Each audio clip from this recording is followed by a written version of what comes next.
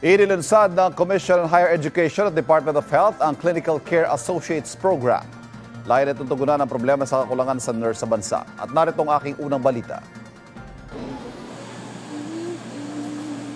Nursing crisis kung tawagin ng Commission on Higher Education o CHED ang kakulangan ng mga nurses sa bansa habang in demand sila abroad.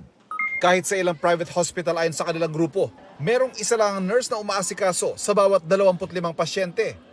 Kulang din sila sa buong bansa. Worrisome in the sense na talagang kulang na kulang tayo ng mga nurses right now. Para tugunan yan, nilagdaan sa Malacanang ang pagbuo ng Clinical Care Associates Program.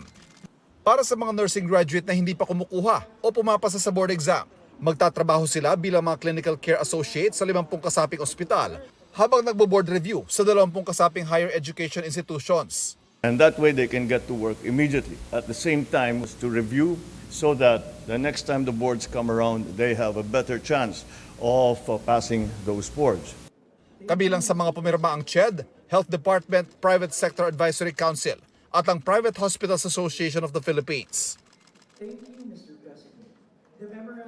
Mga kapuso, para laging una sa mga balita, bisitahin at mag-subscribe sa GMA Integrated News sa YouTube.